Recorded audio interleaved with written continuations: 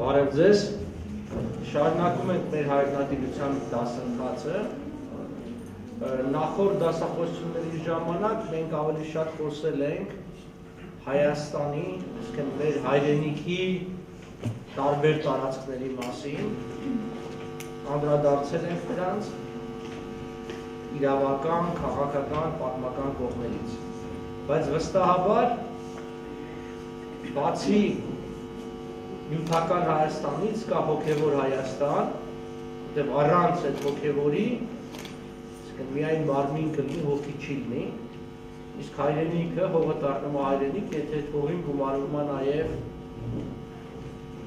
այդ հոգին, ազգային հոգին, որը միասին դառնում է հոգի։ Այսօր մեր բանախոսն է Նարինե Տուխիկյանը, որը պիտի խոսա ինքնաճանաչումից դեպի հայրենաճանաչում նյութի շուրջ և ավելի շատ շեշտադրումը պիտի անի Թումանյանի ժառանգության վրա, որտեղ եթե ով, եթե ոչ Թումանյանը, Թումանյանն է այն անհատը, որը կարողացել է ըմբռնել և իր բանաստեղծությունների, գրվածքների միջոցով մեզ փոխանցել մեր հայրենիքի հոգին ըմբռնումը։ Խնդրեմ համեցեք խոսքը ձեզ։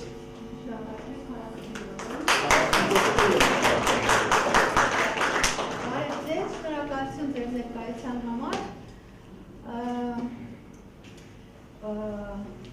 Ուրեմն ինքնաճանաչումից հայրենաճանաչում, ըստ Թումանյանի ես կփորձեմ այսօր ներկայացնել, իրոք ով եթե ոչ Թումանյանը, որ մարդ-պետություն էր, ճարահատյալ, թե ոչ ճարահատյալ, ամենայն դեպս երբ որ նա կար, մենք պետականություն չունենք և կամա թե ակամա ստանձնեց պետության պետական մտածողություն կրող մարդու պարտավորությունը, որովհետև այլ ճանապարհ չկար։ Բայց անշուշտ այնպես չի, որ ինքը ապրեց ինչ-որ տարիներ, հետո հանկարծ զգաց, որ առանց այդ կերպարի հնարավոր չի համախմբել հայությանը, հնարավոր չի հայկական հարցը մեջտեղ բերել, հնարավոր չի ինչ-որ լուծումներ տալ։ Ես վստահ եմ, որ նախախնամություն էր իր ծնունդը, Աստծո կողմից ծրագրված մի բան էր, որովհետև աշխարհ գալ հենց այն ժամանակներում, երբ որ պետք էր, այսինքն այդտեղ հաստատ տիրոջ մատը խառն է և տիրոջ կամքը։ Թումանյանը ծնվեց, ինչպես գիտեք, Լորիում, նախնիները զինվորականներ էին և նա այդ մասին գիտեր, անշուշտ քանի որ Արևելյան Հայաստան էր նախնիները հիմնականում ռուսական բանակի հրամանատարներ էին, չգիտեմ այդ ժամանակ ինչպես էին կոչվում, ամենայնպես բարձր զինվորական պաշտոններ ունեին և իրենց քաջության և ազնվության համար ու նաև ռուս ասենք գրիվի պատերազմի, ռուս-թուրքական պատերազմների ժամանակ իրենց լավ դրսևորել էին և նաև շնորհակալության արժանացել կալվածքների ձևով և թղթերի ձևով, վկայականների ձևով, հավաստագրերի ձևով, ուրեմն ռուսաց կայսերից։ Թումանյանը իբրև ռազմական ուրեմն գործիչների սերնդի ժառանգ, այսպես ասած, նաև այդ հմտությունները ժառանգել էր, նորից ջիրեմ կամա թե ակամա, հրաշալի դիպուկահար էր, նա մատանու միջից կարողանում էր գրակել։ Ես չեմ ասում իբրև կենսագրական ինչ-որ մի դրվագ, այլ այս դրվագը իր քաջությունը, քաջության մասին և կրակելու հրաշալի ունակության մասին հետագայում ես կխոսեմ, թե ինչպես նա փորձեց դա օգտագործել և ինչի համար էր կարծում, որ դա անհրաժեշտ է յուրաքանչյուր հային իմանալ կռվել, իմանալ կրակել և հարցեր նաև հարկ եղած դեպքում ուրեմն լուծել զենքով։ Բայց սկսենք ճանաչողությունից, այսինքն ինքը ճանաչում էր իր ընտանիքը, իր նախնիներին, շատ լավ գիտեր։ Բայց երբ որ արդեն տեղափոխվեց Թիֆլիս, Ներսիսյան դպրոց մտավ, չնայած միջ այդ իր ընտանիքում, ասեմ, որ իբրև հոգևոր գիրք, հայրը քահանա էր, բնականաբար սուրբ գիրքը, բայց նաև Խաչատուր Աբովյանի Վերք Հայաստանին, ուրեմն իրենց տան սյունն էր, հոգևոր սյունն էր, նաև ինքնաճանաչման դռները բացող ստեղծագործություն էր դա, և սերնդեսերունդ իրենք բացահայտում էին իրենց մեջ հայկական ինքնությունը, հայու տեսակը, ինչպես տեսրել ինկերներից մեկը ունի հաղորդաշար, ուրեմն Վերք Հայաստանին և առաջին հրատարակությունը 1858 թվականին հիմա պահում է մեր թանգարանում, որ իրենց տանն էր և հայրը ձեռք բերել էր։ Դա լավ, բայց տեղափոխվեց Թիֆլիս, այսինքն գնաց կրթություն ստանալու Ներսիսյան դպրոցում և այնտեղ իր բարեբախտություն այնպիսի ուսուցիչներ ունեցավ, որոնք անմիջապես բացեցին իր մեջ թաքնված այդ գենետիկ բաները, օրինակ Ծերենցը, որ պատմության ուսուցիչն էր, իր դասերը այնպեսին էին, որ անմիջապես Թումանյանի մեջ արթնացրեցին իր հայկականության բացարձակ զգացողությունը, հրավու գործերը ևս, և ինքը իր ընկերների հետ արդեն սկսեց գաղտնի հավաքների մասնակցել։ Այս կենսագրականները նորից կրկնում եմ, պատմեմ են նրա համար, որպեսզի բացահայտենք, թե ինչպես ինքը ճանաչեց իրենից դուրս, արդեն իր ինքնությունից դուրս իր հայրենիքը։ Ուրեմն Ծերենցը, Աբովյանը, Ծերենցը, Ռաֆին իր մեջ կամաց սկսեցին արթնացնել կամ բացահայտել հայրենիքը, որը գերեվարված է, որը ծանր վիճակում է, արևելյան հայությունը ռուսական իշխանության, կայսրության, տիրապետության տակ և բռնաճնշումների, արևմտյան Հայաստանը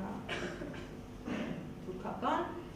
և այդ երիտասարդների մեջ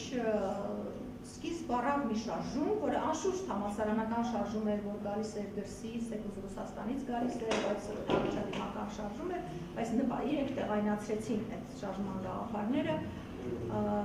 ազգայնացրին և ունեին հստակ նպատակ։ Եվ դեռ Կակավին պատանի էր, որ իր հստակ նպատակը ընկերների հետ ձևակերպեց ազատ, անկախ միացյալ Հայաստանի տեսլականը։ Եվ ատեսեք, մենք Թումանյան, երբ որ ասում ենք, շատ կաղապարված ցավասրտի պատկերացումներ ունենք։ Առաջին բանը այստեղ որ գալիս է մեր մտքին, իր ստեղծագործություններն են գրական, հանճարեղ ստեղծագործությունները, չէ, ասենք Անուշը, Գիքորը, չէ։ Բայց երբ որ դու ուսումնասիրում ես իր կյանքը, իր հոդվածները, քաղաքացիական դիրքորոշումները, մի մարդու, որը ամեն ինչից տեղյակ էր և ամեն ինչ կարողանում էր վերլուծել, հասկանում ես, որ այնքան մենք փոքրացրել ենք մինչև այսօր Թումանյանին, նեղացրել ենք այսինքն, և ընդ որում նեղացրել ենք նույնիսկ գրականության մեջ, որտեղ մենք հատուկետ ուրեմն վերնագրեր կարող ենք ասել, որ շատ գլուխգործոցները ես բնավ, այսինքն որևէ բան չունեմ, բնականաբար ստեղծագործությունների նկատմամբ դրանք քարյակներն են, դրանք պոեմներն են և այլն, հեքիաթները։ Ես հասկանում եմ նաև, որ խորհրդային շրջանում այլ բան ասել հնարավոր չէր, նաև այլ ստեղծագործություններ հնարավոր չէր բացահայտել, վերլուծել մեր գրականագիտական դպրոցը դա քողարկում էր շատ լավ հասկանալը, որ եթե մի երկու նախադասություն ավել ասեն, որտեղ շատ լավ գրականագետներ և թումանյանագետներ ունեցել են, պարզապես Թումանյանը կարգելվի։ Եվ եթե շատ մի քիչ էլ ասենք մեր երկրում մի քիչ բռնատիրական ինչ-որ բաները խորանա, չի բացառվում, որ կգնա այդ քայլերին կգնան, որովհետև Թումանյանը վտանգավոր է շատերի համար, շատ բան հենց ճակատներին գրող, ճակատներին ասող և շատ հետաքրքիր վերլուծություններ անող։ Հիմա տեսեք, ինքը դպրոցի շրջանում, որ ընդամենը 4 տարի, անգամ պակաս քան 4 տարի սովորեց Ներսիսյան դպրոցում, ընթերցանությամբ լրացնում էր իր գիտելիքների բացը և հենց ընթերցանությունն էր, ինչպես Վերք Հայաստանից սկսած ընթերցանությունը, իր մեջ բացում էին շերտեր, իր ինքնությունը, ինքը հասկանում էր ինքն իրեն ինքը հասկանում էր իր ծագումը,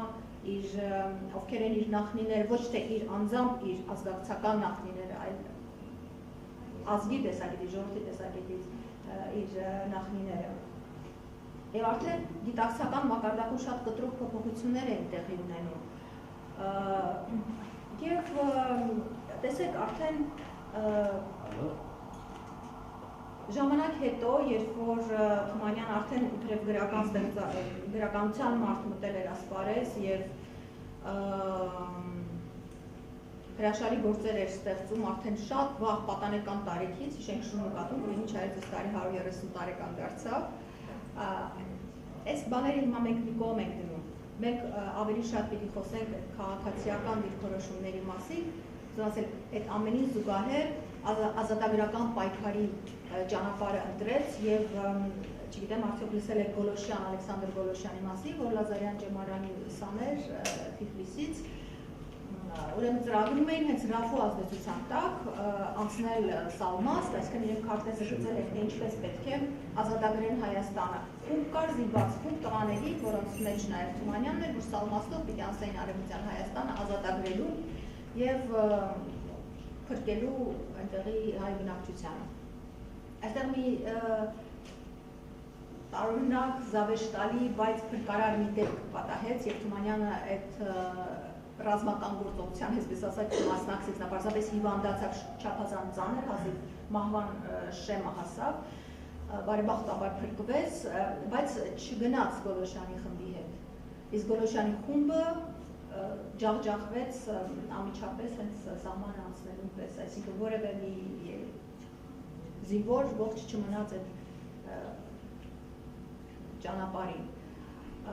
Սա էլի Աստծո կամքն էր, որտեղ Թումանյանը դեռ պետք էր։ Մենք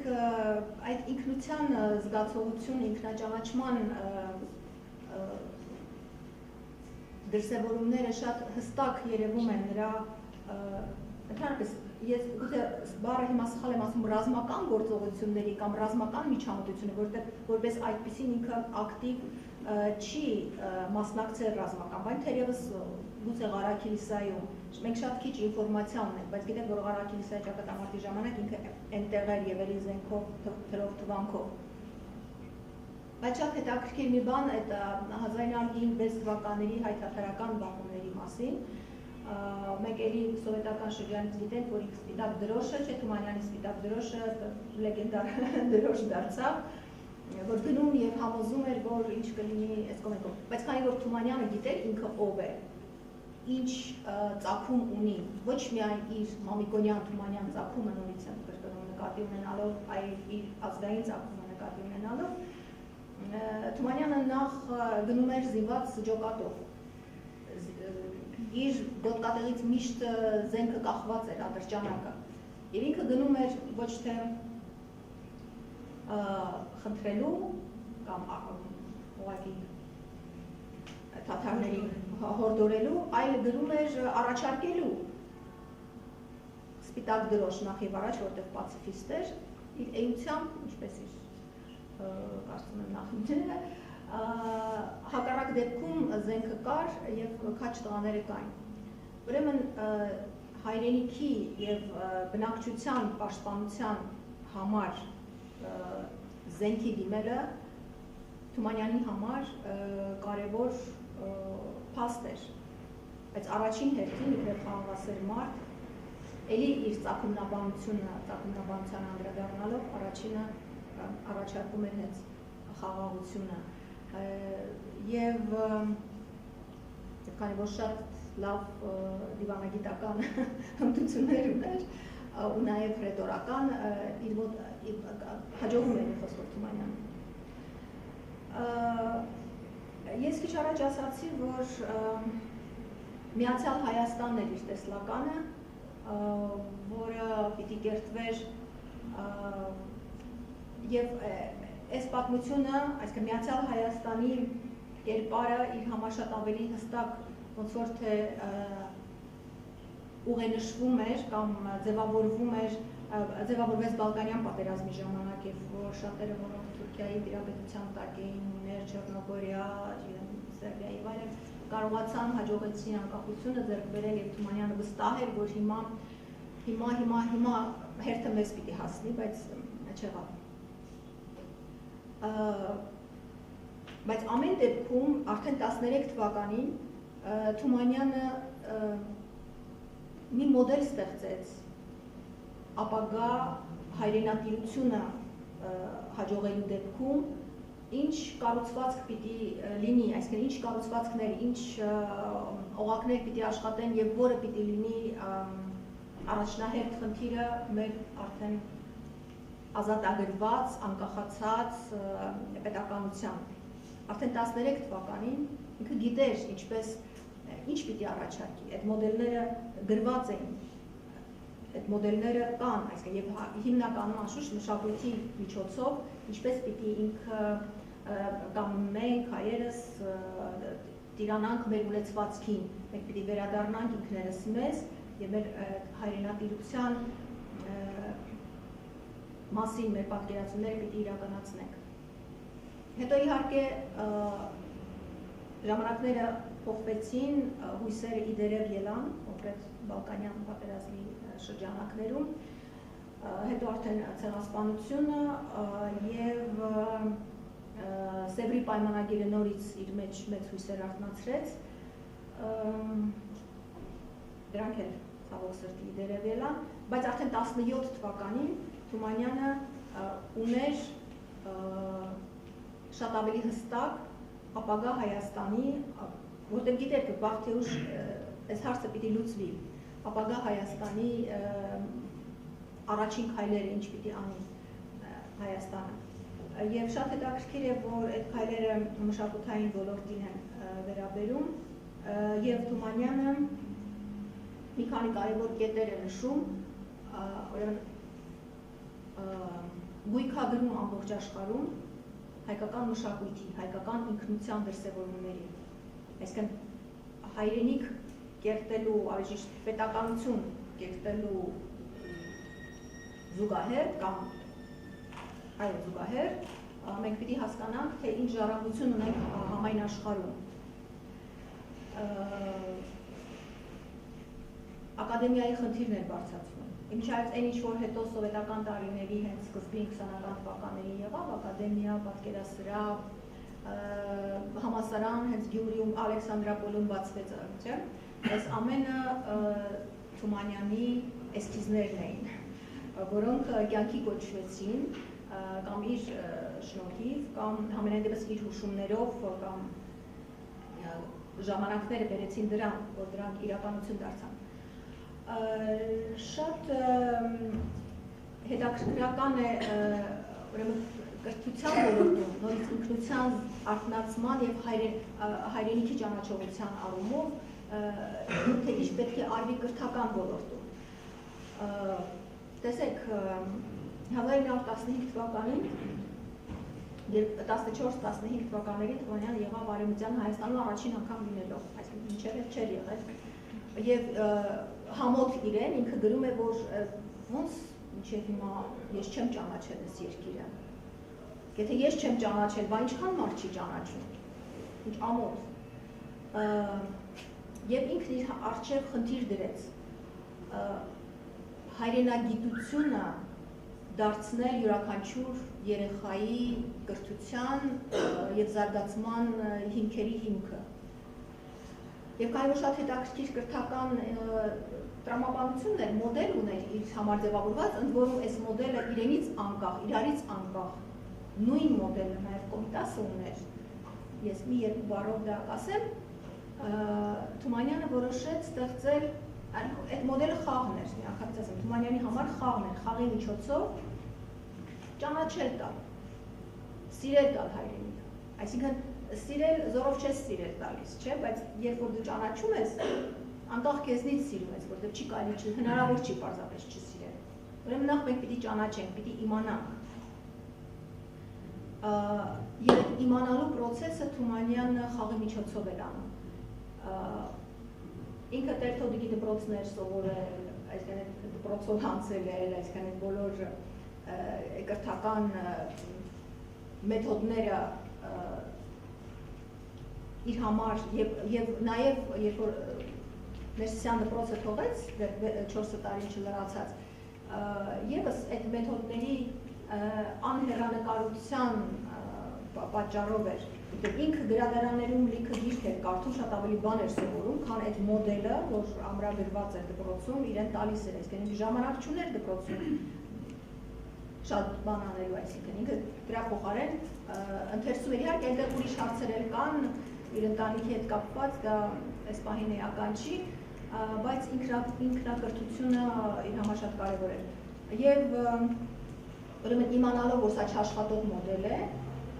Թումանյանը խաղի միջոցով հասկացավ, որ ամեն ինչ ամենաբարդ բանը դու կարող ես մատուցել եւ հասկանալի դարձնել եւ յուրացնել տալ երեխային։ Ինչպես բնության մեջ ամեն ինչ խաղ է, տերևը խաղով շարժվում է, անձրևը խաղով գալիս է, եւ այլն։ Եվ շատ հետաքրքիր 9 խաղ ստեղծեց այդպես մտավոր սեղանի խաղեր են դրանք եւ ամենը հայրենագիտական։ Օրինակ ունի հայրենագիտական խաղ, որ կոչվում է Հայոց գետերը։ Երբ որ նա եղավ Արևմտյան Հայաստանում, զմայլված բնությամբ, մի կողմից եւ սարսափած մարդկային տեսակի հայտարարք տեսակով, այդ կոնտրաստը ահավոր էր բնությունը եւ աններդաշնակ մարդը, որ այնտեղ ապրում է եւ տիրանում քո հայրենիքին։ Հիմա այս հայրենագիտական խաղը, Հայոց գետերը, նրա մասին են, թե ինչ գետեր կան, ինչ վտակներ ունեն, որ ավազանի պատկանում են, այսինքն դու խաղի միջոցով, որ թղթախաղ, ինչպես թուղթ ես խաղում, կարտ ես խաղում, իսկ կյամպին ես խաղում, այդ սիստեմով խաղում ես այս խաղը, բայց այնտեղ թագավորների, չգիտեմ, տուզերի, 70-ների, 80-ների փոխարեն հայոց գետերն են, որ դու պիտի հավաքես իբրև ավազան, իրենց վտակներով եւ այլն։ Եվ ակամա դու սովորում ես։ Ընդ որում այդ տուփի մեջ նաեւ փոքրիկ գրքույկ ներառել էր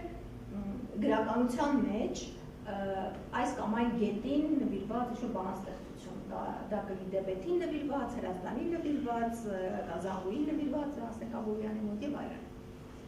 Հայկական առածների լոտո, հայկական հանելուկների խաղ, Սրամիտ հովի որ տարրի խաղեր, փոքրիկներին սովորեցնում եմ, նաեւ տրամաբանություն, աստղերի խաղ, մի խոսքով, ուրեմն սա իր մեթոդն էր։ Սա արեց 15 թվականին եւ այս գաղափարը, որ խաղի միջոցով պիտի կրթությունը գնա, ամրապնդվեց, երբ Էջմիածնում հիմնեց որբանոց եւ հիվանդանոց գաղթականների եւ որբուքների համար։ Հենց այս ժամանակ, երբ որ տեսնում եք իր հուշերում սա կա եւ իր նոթերում կա, երբ որ տեսնում էր այդ մազապուրց եղած երեխաներին, ովքեր եկել էին Արևելյան Հայաստան, հասել էին Էջմիածին, այս երեխաները փրկվել էին ֆիզիկապես, բայց այնտեղ մարդ չէր մնացել, այսինքն սառած, ահաբեկված, քարացած երեխաներ էին ու դա սարսափելի ազդեցություն էր թողել Թումանյանի վրա։ Ու եւ այս խաղերը նաեւ նրանց համար էին։ Հասկանում էր, որ այս երեխաները լավ փրկվեցին, կապրեն, հիմա մի քիչ չաղանան, այս կանեն կանեն, բայց մարդ չկա, մարդը քարացած է։ Եվ հոգևոր մարդու հոգևոր վերակերտման, այսինքն այդ երեխաների հոգևոր վերակերտման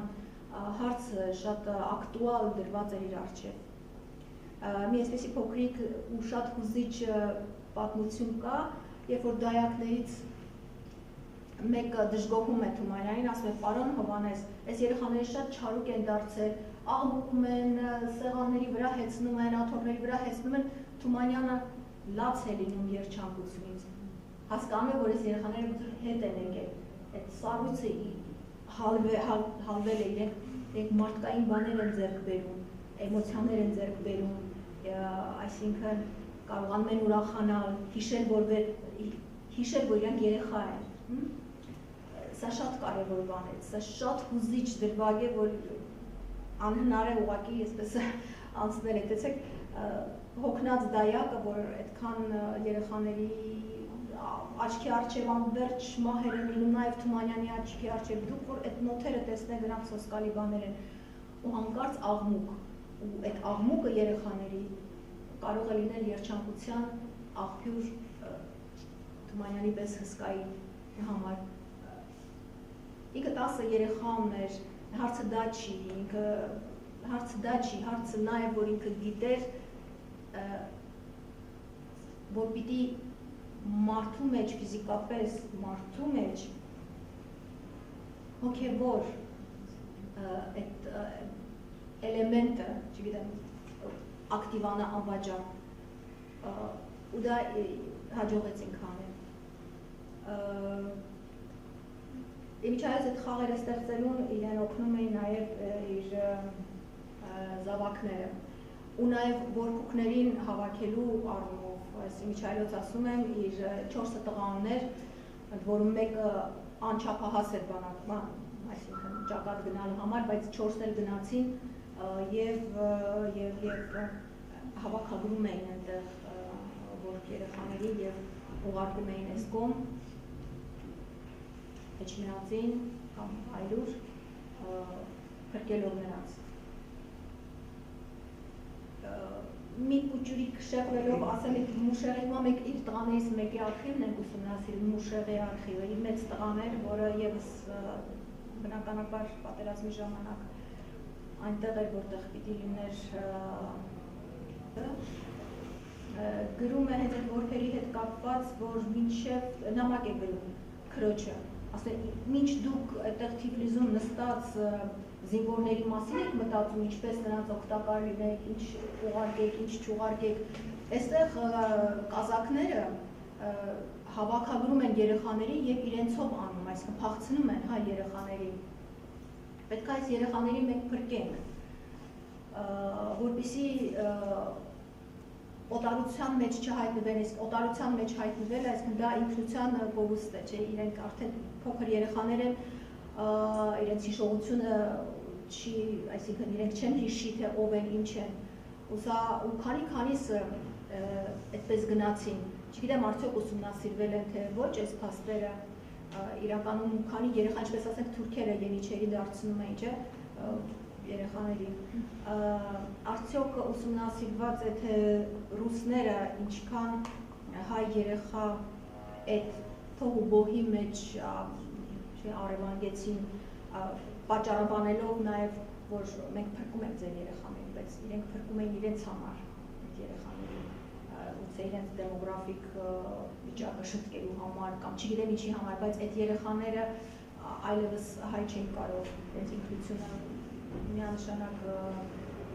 կորցնելու են և կորցնում էին։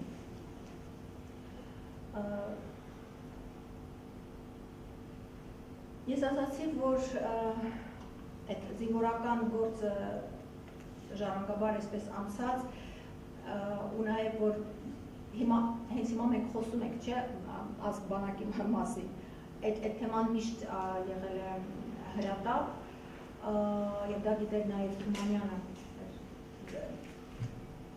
զինված, զենքին տիրապետող պիտի լինենք մենք, այսինքն տղամարդիկ գոնե և Անդրանիկի հետ իր ունեցած նամակագրությունը կամ շփումը հենց ուղղակի փաստագրում է այս երևույթը։ 18 թվականի ես ասացի, որ շատ կարող էր լավ ապրել իր համար, ինչպես Անդրանիկն է ասում, կարող էր Թումանյան առող-փառող վասկաթորի մեջ նստած, սիրուն բաներ գրել, ուրիշների աչքերից արցունք քամել իր գեղարվեստական գրականության, բայց այդ ժամանակ ինքը այնտեղ էր, որտեղ իր ժողովուրդն էր և օրհասի առջև կանգնած էր։ Ուրեմն Ղարաքիլիսայում նա այնտեղ էր, Անդրանիկն էր այնտեղ, ինչպես հիշում ենք, և հետաքրքիր է, որ Կարսի ժամանակ Թումանյանը մի նամակ ունի աղջկան գրած, մեծ աղջկան Աշխենին, ասում է, որ ես ճամփա եմ ելել, գնում եմ Կարս, դեպ այնտեղ վատ է վիճակը։ Ճամփայի ելել, ինքը անցյալով խոսում եմ, բայց ասան հեռագիր ստացանք, որ արդեն ընկավ Կարս, ինքը զենքով էր գնում, իր ջոկատով էր գնում, տղեկի հետ էր գնում, այսինքն արդեն 50 տարեկան էր, 50-51 տարեկան էր, այսինքն մի քանի տարի հետո մահացավ ինքը, այսինքն այն բաների համար երիտասարդ չէր, այսինքն այն թվականների համար երիտասարդ չի համարվում, չէ, բայց այդ ավյունը որ գիտի եթե ինքը կարող է կրվել, ուրեմն պիտի կրվի։ Ուրեմն կարս չգնաց, որտեղ ճանապարհի կեսից այդ ոտը հասավ իրեն։ Ես կուզեմ մի քանի բան նաև Անդրանիկի հետ կապված մահապանցիկը անդրադարձա այն որ ինքը կարող է փառավոր ապրել, դրան կասկած չկա, եթե նա չլիներ Թումանյան, ուղղակի լիներ ինչ-որ մի հատ պոետ, որի ժողովուրդը սիրում է, գնահատում է, բայց հենց էս է, որ ինքը պոետ, գրող, չգիտեմ ինչ լինելուց առաջ նախ մարդ էր, հայ մարդ էր և ուներ պատասխանատվություն իր ժողովրդի, իր հայրենիքի, որտեղ չէր կերտել, որի վրա չէր կերտված դեռևս պետականությունը, իր բոլոր քայլերը դրան ուղղված էին, պետականությանը ուղղված էին, որ մենք պետականությունը նորից եմ կրկնում Միացյալ Հայաստանի մասին է խոսքը։ Եվ իզուր չի, որ 19 թվականի ամռանը, ես չգիտեմ դրանից առաջ մասնագետները դա կասեն, դրանից առաջ խոսք եղել է թե չէ ինքնորոշման մասին, բայց 19 թվականին Թումանյանը միտինգ է կազմակերպում Թիֆլիսում և խոսում է Արցախի ինքնորոշման իրավունքի մասին։ Այնտեղ կոտորածներ էին և այս հարցը բարձրացնում է Թումանյանը։ Փաստերով են, որ ինքն օդի մեջ որևէ բան, փաստերով ազգաբնակչության թվով, որ այստեղ երբևէ դոմինանտ չի եղել այլ մի ազգություն կամ հայությունը, և որ մշակութային ժառանգությունը նաև ապացուցում են այս մասին, և որ Արցախի ժողովուրդը իրավունք ունի ինքնորոշման և որևէ մեկը հավակնություններ այս տարածքի վրա չի կարող ունենալ։ Եթե հիմա այս պահին, և որ Արցախը պիտի միանա մայր հայրենիքին, Միացյալ Հայաստանի մի կոմպոնենտ է, մի դրվագն է, բայց ասում է, եթե այս պահին ինչ-ինչ պատճառներով հնարավոր չի, որ Արցախը միանա մայր Հայաստանին, ուրեմն պիտի պատերազմը հաղթած Անտանտի ժողովուրդները երաշխավոր լինեն հայ ժողովրդի, արցախահայության, անվտանգության։ Թումանյանը լրիվ քաղաքական մեսիջներ է ուղարկում, բացարձակ տրամաբանված և շատ արդիական և չգիտեմ իսկապես այս հարցը կարևոր է, թե ինքնորոշման հարցը, ինքնորոշման իրավունքի գաղափարը երբ է ներմուծվել մեր իրականություն, լինի Արցախի հետ կապված կամ լինի ընդհանրապես Հայաստանի հետ կապված, այսինքն Հայաստանի մյուս անկյունների հետ կապված։ 18 թվի հունվարից։ 18 թվի հունվարից։ Այսինքն ինքը ծանոթ է եղել, ուզում ասել ինքը ինքան իրազեկ էր ամեն բանի, աշխարհում ինչ է կատարվում, այնպիսի տվյալներ ուներ, աշխարհի որ անկյունում, ինչ քաղաքական իրավիճակ է, ով ում դեմ, ոնց, դրանից Հայաստանի հարցը ինչպես կլինի, դրանից հայ ժողովրդի հարցը ինչպես կլինի։ Եվ Անդրանիկի հետ կապված շատ հետաքրքիր է էլի այսօր բանակի առումով, Անդրանիկը կոչ է անում 2 անգամ 17 թվականին, վրա կոչեր է անում հայ ժողովրդին, զինվոր տալու համար մեր բանակին և առաջին արձագանքողներից, առաջին արձագանքողը, ոչ թե առաջիններից մեկը, առաջինը լինում է հենց Թումանյանը և ասում է, որ ես 4 տղա ունեմ, 4-ը քեզ, 6 աղջիկ ունեմ, վերցնել թիկունքում, ինչ որ կասես կանեմ։ Ուրեմն քաղաքացիական իր գիտակցությունը։ Անդրանիկը ասում է այդ կոչերից մեկում, որ այն ընտանիքները, որոնք զինվոր կտան մեր բանակին, այդ ընտանիքներին մյուս բոլորը պարտավորություն պիտի վերցնեն պահելու։ Այսինքն դու քո ընտանիքից տղամարդ գնաց ճակատ, մյուս հանրությունը, հանրության մյուս մասը պարտավորված պիտի լինի պահելու քեզ, այսինքն այդ ընտանիքի անդամներին, որտեղ իրենք հայրենիքի փրկության համար զինվոր տալիս են։ Այսինքն այնպիսի բարոյական ուղենիշներ կային, աննկարագրելի պետականություն չեղած ժամանակ։ Հաջորդ բանը, որ հայրենիքի համար, հայրենիքի վերակերտման համար տվեցիր զինվոր, նաև դու պիտի տուրք տաս, ֆինանսական առումով դու պիտի քո տուրքը տաս։ Ես էլի չգիտեմ, ես համահայկական հիմնադրամի գաղափարը, համազգային տուրքի գաղափարը առաջին անգամ աշխարհում կամ մեր մեջ երբ մեջտեղ եկավ, բայց այդ տուրքի գաղափարը Թումանյանը մեջտեղ անեց, որ մեր կերտման համար, հայրենիքի կերտման համար, մեր բանակի համար, իսկ առանց բանակի հնարավոր չի լինել կերտել այդ հայրենիքը, ուրեմն ամեն ընտանիք իր կարելիության չափ եւ ասում է, այստեղ կարևոր չի ով ինչքան, այսինքն կարևոր չի, կարևորը ով ինչքան որ կկարողանա, ինչքան որ դու կարող ես, վիճակի ես։ Եվ Թումանյանի բարոյական կերպարի մասին մի փոքրիկ դրվագ, ուրեմն դա 20 թվականն էր, Թումանյանը հանգանակություն, առաջին ինքն է բնականաբար հանգանակում, իր բոլոր զավակների, նաև 18 թվականին զոհված տղայի անունից և երկու նորածին թորնիկների անունից։ Ինքը ֆինանսական ներդրում կատարում է հանուն բանակի, որը երաշխավորը պիտի լինի մեր հայրենիքի անխաթարության և այդ հայրենիքի տարածքի վրա պետականության հիմնման։ Շատ դեպքերում, ուրեմն բոլոր հոդվածներում, այլևս քաղաքական թեմաներում պատճառը հետևանքային կապը շատ հստակ գնում է։ Մենք շատ լսել ենք իր ռուսասիրության մասին, հատկապես սովետական տարիներին, անդադ խոսում էին, որ ինքը հակված է դեպի Ռուսաստանը։ Հասկանալի, որ այն թվականներին հենց այդպես էլ պիտի գրեին։ Եվ Թումանյանը ինքը խոստովանում էր, հոդվածներում ասում էր, ես այսպես եմ։ Բայց այլ բացատրում է, թե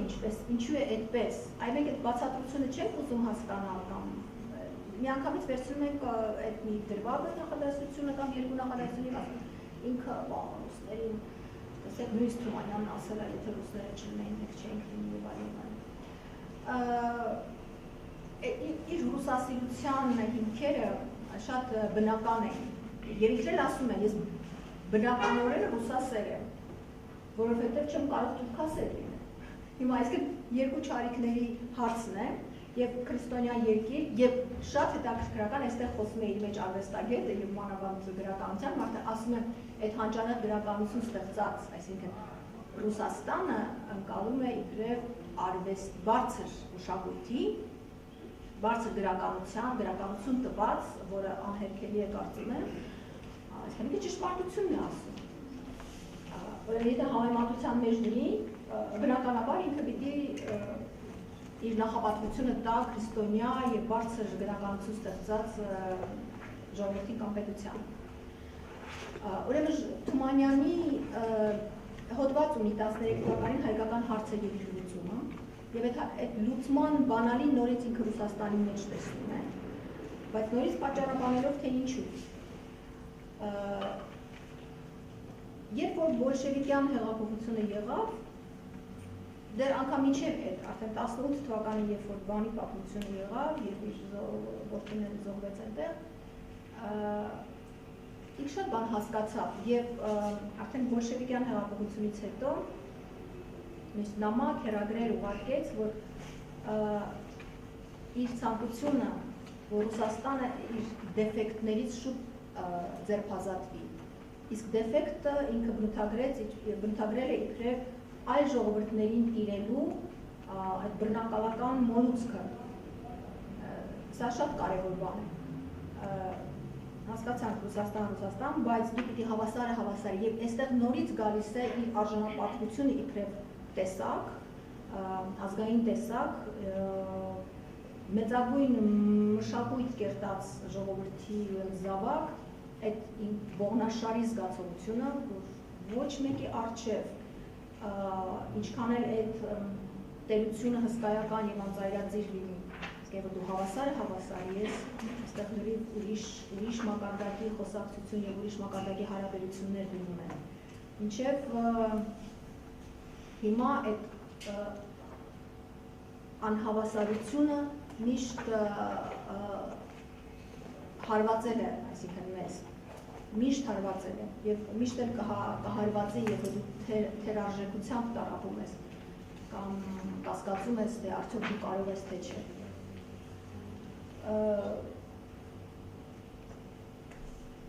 Մենք գիտենք, որ 21 թվականին արդեն բոլշևիկյան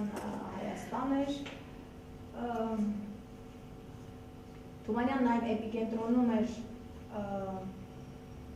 փետրվարյան իրադարձությունների, իրեն ոչ մի կողմը չէր վստահում, ոչ բոլշևիկներն էին վստահում, ոչ առաջին հանրապետության պարագլուխները, բայց Թումանյանը շատ ազնիվ մարդ էր եւ կարևոր չէր իրեն ինչպես են վերաբերում, ինչ են ասում իր մասին, ինչ են ասում, ինքը միսիան էր, առաքելություն էր, այդ առաքելության զգացողությունը միշտ ունեցել է ինքը։ Ինքը առաքելություն ունի, ինքը պիտի լինի այնտեղ, որտեղ պրոբլեմ կա, որտեղ դրված է լինել չլինելու հարցը, ինքնության պահպանության հարցը, հայրենիքի հարցը։ Ուրեմն գալիս է ձմեռով Երևան, ասում է Երևան, Թիֆլիսից անգամ կրակահերթի տակ են գնում, երբ կողմից էլ կրակում է, որտեղ չեն վստահում իրեն, բարեբախտաբար, բայց ինքը ասում է, ես իմ երազը տեսել եմ, գիտեմ, որ ամեն ինչ լավ լինելու, չի վախենում այդ կրակներից, գնդակ չի գտնում իրեն։ Եվ ինչ է հասկանում, իր համար կարևոր էր ոչ թե պարագլուխների հետ նստել խոսելը, դեռ որ, նախ շրջել ժողովրդի մեջ, ժողովրդից հարցնեց, ինչ է կատարվում, եւ այդպես էլ արեց։ Ու նամակ գրեց Բարձրատյաններին Ռուսիո, որ այս կոմունիստական կարգերը կամ այս գաղափարախոսությունը, որ դուք բերում եք եւ փաթաթում եք հայերի վզին, հարիր չեն հայ ժողովրդի համար, հայ ժողովրդին, որովհետեւ երբ դուք գողանում եք մի հատ ոչխարը, մի հողի մի կտորը, ասում մենք հայերս մանր սեփականատեր ենք, գյուղացին, մանր սեփական, ինքը պիտի ունենա իր փուջուրիկ հողակտորը, մի քանի կովիկը եւ այլն։ Երբ որ դուք գողանում եք իրենից տանում եք, միայն ատելություն եք սերմանում։ Իսկ եթե ձեր գաղափարախոսությունը սա է, ուրեմն այս գաղափարները չեն աշխատել այստեղ։ Եվ ճիշտ դուրս եկա։ Հենց գաղափարները չաշխատեցին Հայաստանում։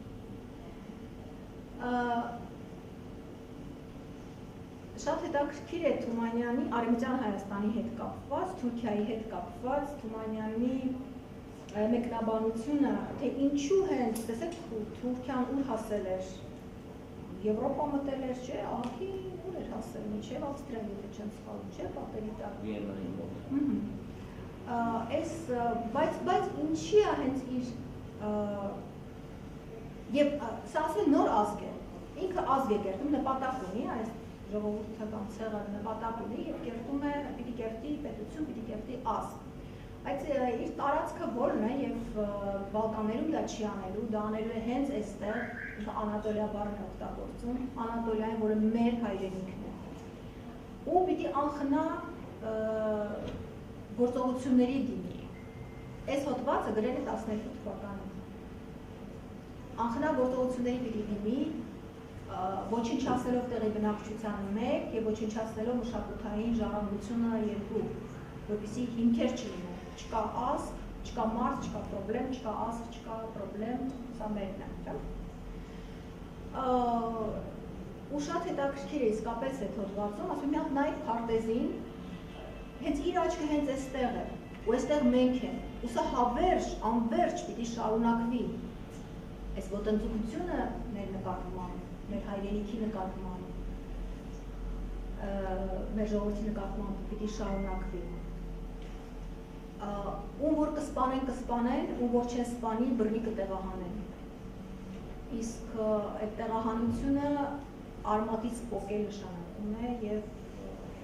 եւ դրա ճակատագիրը վաղ թե ուշ հասկանալի է թե ինչ պիտի լինի։ Ինչպես Կոստանդզարյանը իր հանճարեղ գործերից մեկում ասում է, որ հայերը համեմատելով հրեաների հետ, ասում է հայը երրորդ սերունդը, երկրորդ սերունդը արդեն եթե հայրենիքում չի դրսում է, ինքը արդեն կորցնում է ինքն իրեն։ Հրեան որտեղ է լինի, տարբերությունն է, ցույց է երկուսն էլ վտարանդի, միշտ ինքը կա։ Սա մեր առանձնահատկությունն է, ըստ երևույթի։ Դրա համար այդտեղից ու շատ լավ գիտի այդ ժողովուրդը կամ այդ ցեղը, որ անպայման չի բոլորին ոչնչացնես ֆիզիկապես։ Պարզ ուղղակի քշել է ստեղից եւ հարցը կփակվի։ Երբ որ սովետական կարգեր հաստատվեցին, հիմա շատ հետաքրքիր ուրեմն ներգաղթի խնդիրը, որ այսօր եւս շատ ակտուալ է։ Թումանյանը նախ Իսահակյանին նամակ գրում, ասում է մարդ վերկաց արի, ինչ ես կորցրել այդ կողմերում։ Իսահակյանն էլ հարցնում է, հա, այդտեղ ո՞նց է, գամ թե չէ։ Այսինքն այնքան հետաքրքիր է այս երկու մեծերի մոտեցումներն ու տարբերությունները որևէ հարցում։ Նաև այս հայրենիք գալու եւ հայրենիքը շենացնելու, իրեն մի քիչ նեղ վիճակում դնելու կամ չդնելու, կանանց նկատմամբ, պետության համար մի բան ասել, միանգամից Սահակյանը ասեց տխուր տրտում գալիս է Թումանյանի մոտ, ասում է, ինձ սիրուն կին եմ տեսել, շատ թխուր է, էլ ինքը ջղայն է, Թումանյանը ասում է, բայց ինչի՞ս, ասում է, ուրախ կին, սիրուն կին ես տեսել, ուրախացի, իսկ նա տխրել է, որտեղ այդ կինը իրենը չի, հասկանեք, շատ երկուսն էլ շատ մեծ են, բայց ու շատ տարբեր են այդ առումով։ Թումանյանի այդ բացությունը, այդ պարզությունը, այդ արդարամտությունը, բոլորին բաժանելու, բոլորին տալու, չէ, բոլորի հետ կիսելու, գեղեցկությունը, գանձը, գահը, օղը, ամեն ինչը, իր զավակներին կիսելու, տալու հայրենիքին, մարդկանց, ուրիշներին։ Իսկ Իսահակյանց չէ, ինքը չի հասնում ուրեմն վերջ, դրա համար ինքը կատաղած այդ օրը, լավ առումով եմ էլ ասում ես, Իսահակյան շատ եմ սիրում, բայց ինքը տես տիպ է, ինքը Չէ, որպես մարդ տարբեր են, շատ տարբեր են։ Չէ, որպես մարդ շատ տարբեր են, իհարկե, այո, Լավ Թումանյանի համար, եթե թեման ձեզ է, ինտելեկտուալ կինը իր այսպես մոդելը կնոջ, հայ կնոջ, հատկապես ինտելեկտուալ կինը պիտի լինի։ Տեսեք, իր կինը, չի ասել, որ շատ ինտելեկտուալ է, բայց փառահեղ կին ունեցավ, այսինքն, որ տարավ Թումանյանի այդ բազմազբաղությունը, 10 երեխա մեծացրեց, շատ դեպքերում օժանդակություն չունենալով, սա ուրիշ թեմա է, բայց իբրև հասարակական ակտիվության տեսակետից շատ գնահատում էր ակտիվ կանանց և դրա համար Իշխանուհի Մարիամին, Մարիամ Դոլոխանյանին կամ ամուսնու Ազգանով Թումանյան, այդպես զուգահեռություն է, շատ բարձր էր գնահատում այդպես ակտիվ, հասարակական, քաղաքական առումով ակտիվ կանանց։ Այս այդպես է, միջայլոց։ Լավ, ուրեմն ժամանակ, թե չունի ժամանակ, լավ, մի քանի բառ ներգաղթի հետ կապված, և երբ որ հոգի ժողովը եղավ Պորսում, այդ ժողովը ուրեմն Հայաստանի, ճիշտ է, սովետական Հայաստանին աջակցելու, որտեղ լիքն էին էլի գաղթականներով, պատերազմների, Սարդարապատ, Ղարաքիլիսա, գիտենք ինչ վիճակներ էին, օժանդակություն պիտի տալը Սփյուռքը, այսինքն այն ժամանակ տերմինը դեռ երևի չկար, գաղթօջախները, այո, դրա համար գործողում էին այստեղ այնտեղ, Թումանյանը պիտի գնալ Գերմանիա, Ամերիկա, բայց չստացվեց հայության հետ, այսինքն արտագաղթած, այսպես ասած, հայրենիքը թողած օբյեկտիվ պատճառներով հայրենակիցների հետ։ Բայց այդ խնդիրը կար բերելու, քաշելու դեպի հայրենիք և ես հիշում եմ, այս վերջերս պիտի վարչապետից ցիտեմ, ազգային ժողովում կարծեմ մեկը հարց տվեց, ասեց, որ ուզում եք լավ մասնագետների չէ, բերել, ինչ-որ տեղավորել կամ որ գործ անել վերջապես, բայց դրանց ոնց եք վարձատրելու, վարչապետը շատ սիրեցի, որ ասեց, դա միսիա պիտի լինի, այսինքն դու առաքելություն պիտի զգաս դա իբրև, պարտք ունես անելու, այդ պարտքի զգացումը, և հիմա այստեղ ևս այդ պարտքի զգացումը, Թամանյանը պարտքի զգացումով եկավ, Սարյանը եկավ, Սպենդիարյանը եկավ, այնքան մարդ եկավ Հայաստան, եկան Թումանյանի կոչով եկան, չգիտեմ, ուրիշների կոչով եկան, Միասնիկյանի կոչով եկան, եկան որևէ բան չակնկալելով իրենք հայրենիքը պիտի կերտեին, դրանից մեծ առաքելություն, իհարկե բոլորը տեղավորվեցին, այնպես չի, որ փողոցում քնում էին, օրինակ Սպենդիարյանի համար այդ տունը տվեցին, որ հիմա տուն թանգարան է, մյուսների տեղավորեցին, այսինքն, բայց դա չէր կարող լինել պատճառ, այդ սոցիալական անապահովվածությունը, պատճառ, որպեսզի այս մարդիկ չգային։ Թումանյանը ինքը երազանք ուներ Երևան տեղափոխվելու, այս իր խոսքերն են, բայց մահը վրա հասավ, այսպես չստացվեց ուղղակի, բայց ինքը գալու էր Երևան, ու ես չգիտեմ ինչով կավարտվեր, եթե ինքը ընդհանրապես ողջ մնար լինի Երևանում, թե Թիֆլիսում, ես խորը համոզմունք ունեմ, որ 30-ական թվականներին պիտի գնդակահարվեր ինչպես իր որդիները, որովհետև իր մեջ կրում էր այդ ինքնության զգացողությունը և ինքը վարակում էր այդ ինքնության զգացողությամբ շատ շատերին համայն հայության, որտեղ իրեն շատ սիրում էին, շատ սիրելի մարդ էր։ Գիտեք, օրինակ Իսահակյանը այդքան սիրելի չէր, գուցե բնավորության պատճառով, մարդկային տեսակի պատճառով, այս սուբյեկտիվ ընկալվում, բայց Թումանյանին սիրում էին իսկապես, ժողովրդական մարդ էր բարձրում իմաստով։ Եվ իր համար կարևորը ոչ իր բարեկեցությունն էր, ոչ մի բան, բայց իր հայրենիքի, թեկուզ դա կլինի սովետական, կլինի չգիտեմ ինչա, ոնց որ և Քաջազնունին կարող էր չգալ, չէ, կարծեմ Ռումինիա գնացել էր, բայց ինքը լինելով նախկին նույն դաշնակցական հետո թողնելով, այսինքն դուրս գալ, նա գալիս էր իր հայրենիք, ոչ թե գալիս էր սովետական Հայաստան, այլ գալիս էր Հայաստան, ու եթե ինքը կարող էր իբրև ճարտարապետ, իբրև շինարար ներդրում ունենալ, ուրեմն դա պետք է անել, այն չիմանալ, որ տերորը պիտի ջախջախի ամենի մեջ են, ամենանվիրական զգացումները, որոնցով ապրում էին այդ մարդիկ կամ ներարկված էին այդ մարդիկ։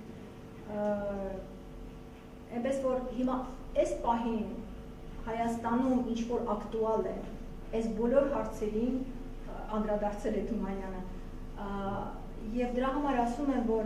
նախ շատ հետևողականորեն տեղի ունեցավ մեր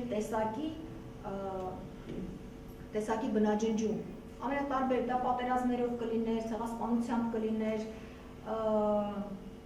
37 թվով, կամ կլիներ ներգաղթի այդ ռեպատրիացիայի հետ անբան տակ, մարդիկ այդքան եկան դրսից ու ուղիղ գծով քշվեցին Սիբիր։ Այսինքն այստեղ տեսակի հարցը շատ կարևոր է։ Այն տեսակը, որի կրողը Թումանյանն էր,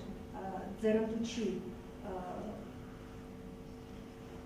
ձեռնտու է միայն մեզ, որ մեր հայրենիքում ապրում ենք և մեր երազանքը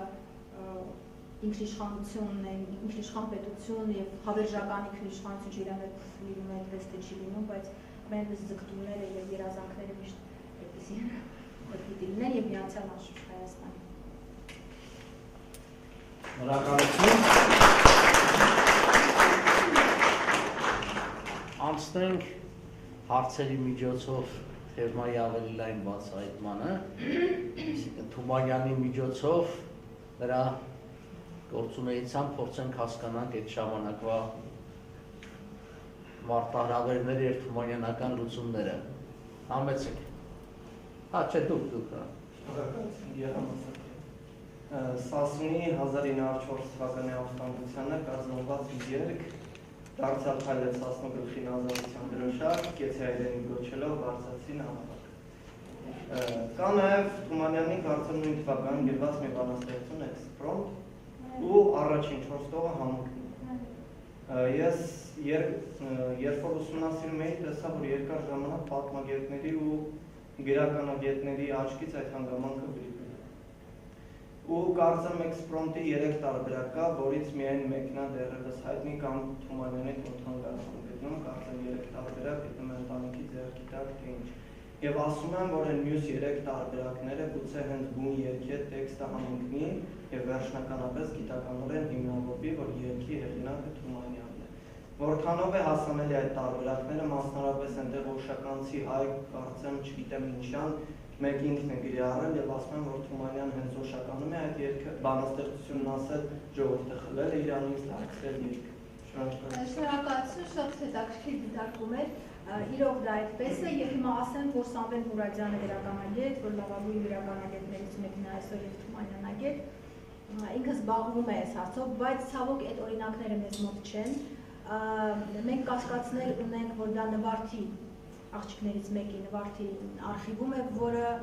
ուղղակի ժամանակին, քանի որ գրանցված չի եղել, ֆոնդային համարներ չի ունեցել, այդպես որ ի պահ տրված է եղել թանգարանին, աշխատակիցներից մեկը շատ վաղուց բան ասում, ուղղակի վերցրել է ու ինքն էլ գոնե ուսումնասիրել, բայց չի արել դա։ Թումանյանագետ է, բայց չի զբաղվել դրանով, բայց Սամվել Մուրադյանը այդ գտել է այդ Այնտեղ տողերը հենց Մուրադյանը նշում են, որ դուք Մուրադյանից եք, այո, բայց քանի որ այդ տարբերակները մենք չենք կարող ամենես համար հասանելի չեն, ցավոք սրտի, չգիտեմ, գուցե կլինի մի օր հասանելի։ Թումանյանագետին չի դու ստիպել, որ հասանելի դարձած։ Չէ, չէ, այդ Թումանյանագետը կա, գործում է, աշխատում է, չգիտեմ ինչ միջոցներով, բայց թող ինքը անի, այսինքն թող ինքը ուսումնասիրի, բայց չի արվում։ Մենք ենթադրում ենք, որ որտեղ Նվարդի արխիվը այդ կնոջ մոտ է, ենթադրում ենք, որ հենց այնտեղ կլինի, որտեղ եւ Սամվել Մուրադյանն էլ պատճառներ ունի մտածելու, որ հենց Նվարդի արխիվը։ Ամենայնպես Աշխենի արխիվը մենք ուսումնասիրել ենք, այնտեղ չկա, Արտավազդին ուսումնասիրել ենք, այնտեղ չկա, Մուշեղին ուսումնասիրել ենք, այնտեղ չկա։ Ամենայն դեպս բունի երգի տեքստու բանախոսության դուք էլ համարում եք, որ նմանություն Եվ իզուշի, որ հենց այդ ճակատամարտերից հետո Անդրանիկի հետ առաջին հանդիպումը եղավ 1-2 տարի հետո, գաղտնի ծպտված իմիջայլոց, այսինքն իրենք գիտեին իրար մասին, երբևէ չէին հանդիպել, բայց Թումանյանը լսել էր, Թումանյանը գիտեր, Անդրանիկը գիտեր Թումանյանի մասին եւ ծպտված եկավ Պարույր Կեղծանով Թիֆլիս, Լոնդոն հյուրանոցը միջևանեց եւ Սեփքարեցի Սափոյի միջոցով ուրեմն հանդիպեցին Թումանյանի տանը իբր ոմն Պարույր եւ սկսեցին ուրեմն թերախնության երեխաներին քշեցին հյուրասենյակից, բայց հետո Թումանյանը հրավիրեց իր բալիկներին, ասաց դե մի հատ Անդրանիկի մասին մի հատ երգ երգեք։ Ու այստեղ այն մեծ երեխեքը Աշխենը եւ Մուշեղը ինչ որ բան սկսեցին կասկածել, հետո գնացին իրենց սենյակ ու քչփոչից պապաշա Անդրանիկ Աշխենի Անդրանիկը լինի ուղղ։ Ասեմ Շերամի երգն չէ երգում։ Չգիտեմ որն են երգում, բայց Անդրանիկին նվիրված երգ է, բայց հետո Թումանյանը իհարկե ասում է երեխաներին, որ այս կոմենկում ավելորդ բան չխոսեք։ Հարց։ Ամեցեք։ Ձեր նշած խաղերը հիմա հնարավոր են ներդիներ կրթական համակարգի մեջ, թե արդեն հնացած են։ Դրանք բացարձակ հնացած չեն, այդ խաղերը իմիջայլոց մենք վերականգնել ենք, այսինքն վերականգնելու բան չկար այնտեղ, ուղղակի պիտի նոր դիզայնով, նոր տեսքով արտադրվեն եւ մենք արտադրել ենք եւ ուղղակի անհետացել են լավ առումով, թրծրել են գնորդները, որտեղ շատ հետաքրքրական է։ Մենք այս պահին միայն հանելուկներ ունենք վաճառքում, 9-ից 8-ը վերականգնել ենք, մնացել է վերականգնել աստղերի խաղը, Այդա Թերի է բավական եւ մենք մեր ընկերներից մեկը, որ աստղագետ է, խնդրել ենք, որ մեզ օգնի բացակա օղակները տրամաբանությամբ, խաղի տրամաբանությամբ։ Ինչպես։ Հիմա փորձարկման մասին, ուրեմն երբ որ առաջինը մենք հայկական առածների լոտոն, հետո հայոց գետերը հայրենագիտական խաղը թողարկեցինք, ես տարա կրթության ինչ? Այո, այնտեղ տարա, որ ուսումնասիրեն եւ Բայց մենք հեռավոր յուղերին միշտ նվիրել ենք, տվել ենք գրադարաններին, իսկ երևանյան դպրոցների ուսուցիչները կամ ծնողները իրենք են ձեռք բերել։ Բայց չէ, բայց մեր փորձարարից իհարկե մենք գրությամբ, ամեն ինչով ինչ-որ պետք էր արել ենք, բայց արդյունք չկա։ Ոչ թե որովհետև պիտանի չեն դրանք, այլ որովհետև Զբաղվող հետևողական։ Եվ իշխարես նույն ես կոմիտասի մասին ասացի, բայց չպատմեցի այդ մասին, իրարից անկախ այդ Թումանյանը խաղի միջոցով, այդպես հայրենագիտական խաղերի միջոցով, ինչ այս գրողների մասին խաղ ունի, որ թերի է, բայց հնարավոր է այսինքն տրամաբանությամբ վերաստեղծել քաղաքներ, սար, լեռներ, չգիտեմ ինչեր պատմական էլի Հայաստանի։ Եվ իսկ կոմիտասներ էլի խաղ, որը իր համար խաղ ասածը պարն է եւ երգը։ Միայն այդ ձևով։ Եվ կոմիտասը մեր ուսուցիչներին ասում է, շատ ծուռ եք ասում եք դուք, որ այս մեթոդով չեք ուսուցանում։ Երեխաներին ինչ-որ փիլիսոփայական չգիտեմ ինչեր եք բանանում։ Չի կարող մարսել, ասում եք, ձեր ստամոքսը եթե մի բան կերակ, որ չի կարող մարսել, ինչ պիտի անի։ Նույնը եւ կրթություն, նույնը եւ գիտելիքը, չէ՞։ Շատ ծուռ եք ասում է, այդպես չի կարելի։ Երեխաների լեզվով պիտի մատուցես, մեծերի լեզվով պիտի տաս ինչ ուզում ես, այնպես որ երկուսն էլ նույն գծի վրա են։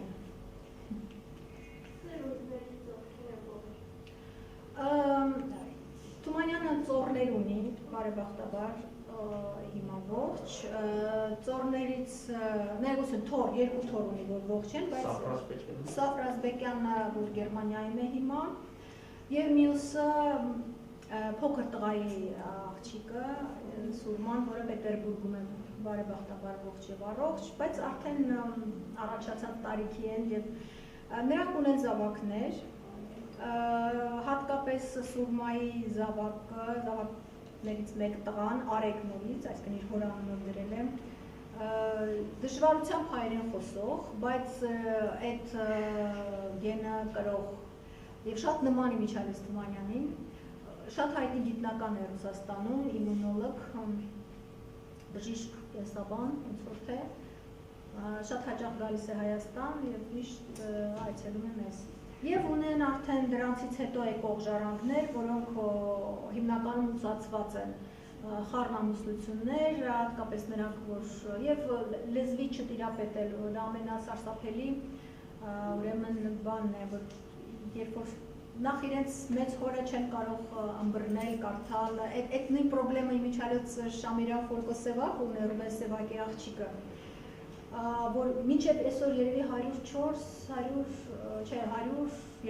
101 տարեկան, դեռ որ ողջ է Նիցայում, ապրում է, պահպանել է իր ինքնությունը, իր տունը ամբողջ թանգարան սարքել է իր հոր, բայց հորը չի կարողանում կարդալ, որովհետև լեզուն չի գիտի։ Այսա մեզ շատ դա իր համար մսնելու ինչպես։ Մայրը իրանց սովորացնելու էր հայերեն, չէ՞, որ իր մայրը ֆանտաստիկ կին է, տարուհի էր, այո, բայց ու նաև ժառանգների հարցում ես թեմայից թեմա, բայց շատ էլի ինքնության բան է, հիմա տեսեք, մայրը օտար էր և բան էր անում, որ պնդում էր, որ իր երեխաները պիտի հայերի հետ ամուսնանան, քույր և եղբայր են։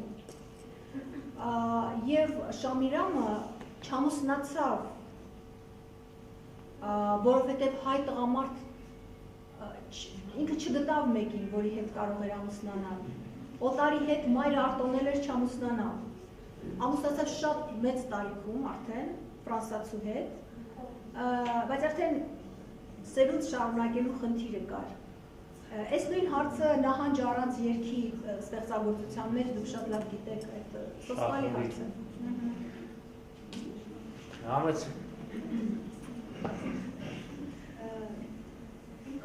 Այս ես ինչքան գիտեմ, Թումանյանի տղա բոլոր տղաները կամ սովետի ժամանակ, կամ պատերազմի դաշտում բոլորը զոհվել են։ Հաստորեն իր ամենակ աղջիկների սերունդն ամենասեր, հա։ Վիգենը օրինակ ում աղջիկ, ում տղաներ։ Վիգենը հենց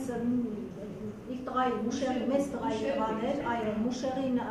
բոլորին 37-ին ոչնչացրին, Արտավազդը արդեն զոհվել էր 18-ին, Թումանյան մենակ Արտավազդի մահը տեսավ բարեբախտաբար։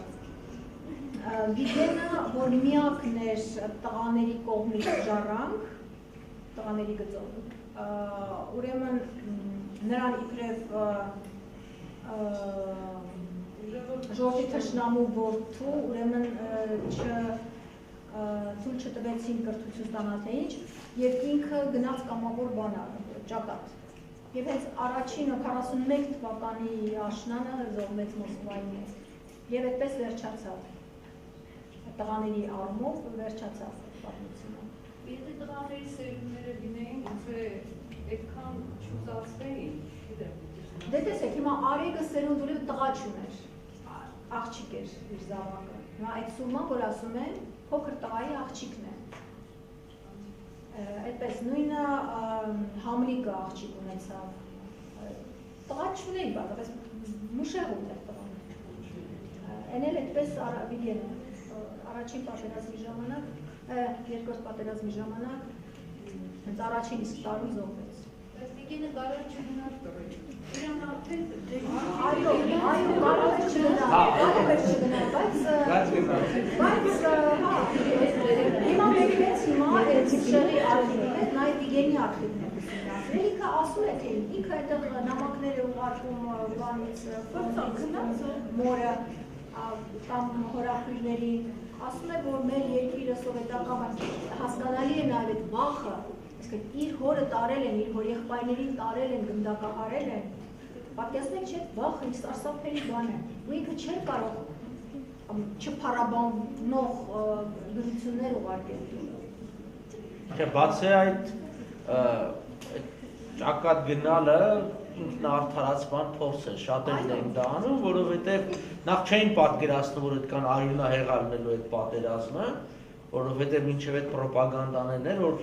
կարճատև պատերազմ կհաղթենք եւ վերջ։ Եվ շատերը գնում էին պարզապես, որ դրանով ոնց որ ճակերտների մեջ քավեին իրենց մեղքերը։ Բայց դա իրականությունը ուրիշ էր, այսինքն պարտադիր չէր, որ անպայմանորեն կան սովետը սիրեն։ Ցենզուրա կար, բան կար, իրանք հասկանում էին այդ ամբողջը։ Հնարավոր չէ ուրիշ բան գրել։ Ուղղակի ցավալի է, որ ասենք Թումանյանի նման մարդը իսկապես այսպես ուղնուտուցով հայ մարդ, ինչ է ստացվում, այ հենց այդ իրականությունն է, որ Հայաստանից դուրս միևնույն է իր ծորները ապրելով հնարավոր չի հայ մնալ, այսինքն եթե ինչ որ հնարավորություն կա, որ հայերը պետք է գոյատևեն, դա միայն Հայաստանի ներսում կլինի եւ կապ չունի, ուզում ես Ռուբեն Սևակի աղջիկ եղի, ուզում ես Թումանյանի թոռն եղի, կապ չունի, այսինքն դա հայրենասիրության հետ կապ չունի, դա վիճակ է, որը հատկապես հիմա 21-րդ դարում առավել եւս դա փոխվել է, այսինքն դա իրականություն է, խնդրեմ հարցնեք։ Կա պահպանված Թումանյանի ձայնի Չէ, ամենացավոտ հարցը, որտեղ անձամբ ինձ համար մարդու ձայնը շատ կարևոր ինֆորմացիոն աղբյուր է, բայց եղել է իր աղջիկը այսքան հուշերում ունի այդպեսի բան, որ հայրիկին ձայնագրել են, հայրիկի ձայնը կա սկավառակի վրա, բայց չի պահպանված։ Իմիջայլոց նաև քրոնիկա չկա, կինո չկա, ոչ թե գեղարվեստական, այլ դոկումենտալ կադրեր չկան, բայց այն ժամանակ իր ապրած տարիներին արդեն այդ տեխնիկան կար։ Մենք հասկացանք լավ Հայաստանը չկա, բայց Թիֆլիսում ո՞ց կարողա չլինի։ Գուցե աղբյուրներում ինչ-որ միտեղ կա։ Գուցե, բայց այնպես է փակ Թիֆլիսյան արխիվը մեզ համար։ Այսինքն ինչ-որ բաներ մենք բերել ենք, կրկնօրինակներ են անշուշտ։ Վրաստանի իշխանությունը, պետությունը։ Մենք անգամ ինֆորմացիա իր զավակների մասին, օրինակ մեր արխիվը KGB-ից առանձնացավ ինչ-որ չէ ժամանակաշրջանում, Վրաստանում դա դեռ չի եղել։ Այսինքն այն ինչ-որ սովետական տարիների ազգային անվտանգության արխիվը չի հանձնվել պետական արխիվին եւ շատ բաներ էլ ավելի անհասանելի են, ես չեմ ասում, որ ուղղակի մեզ լավ ասում ենք, եթե ոչ Թումանյանի, բայց շրջապատի հետ կապված բաներ։ Այսինքն մի հատ հռչակավոր վրացի մեռավ, այսինքն գրող, թաղմանը հնարավոր չի, դուք այդ քրոնիկան ունեք, անհնար է, որ Թումանյանը այդ թափորի մեջ չլինի։ Փակ է, ուղղակի փակ, ես չգիտեմ, ինչ հարաբերություններ պիտի հաստատվեն, որ այդ արխիվները մատչելի լինի։ Ասում են չկա ու վերջ, բայց վստահություն չի ներշնչում իրենց չկա։ Դիվանագիտական ճանապարհով փորձել եք դեսպանատամիջոցով Հայաստան։ Թե ուղղակի թանգարան արխիվ կապ է եղել, այո, կամ մինչև նրան։ Դիվանագիտական բառը կներեք, նախորդ ես Եղիային ճանաչում էի Մասուրյան, իր միջոցով, բայց էլի արխիվը չէ, ուրիշ թանգարանից աղջկա նամակագրությունը ստացանք, կոպիան վայնացված, բայց ազգային արխիվը չէ, բանա, բերթա դա, սովետական։ Ես կարծում եմ Վրաստանի արխիվը փակ պահելը նաև կապված է սեփականության հետ, որովհետև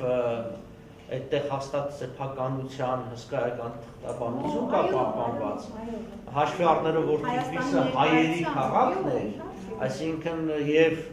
թորները դեռևս կան, հատկապես հաշվի առնելով, որ իրենք սովետական շրջանը, անօրինական օկուպացիայի շրջան են պաշտոնապես հայտարարել, որ նշանակում է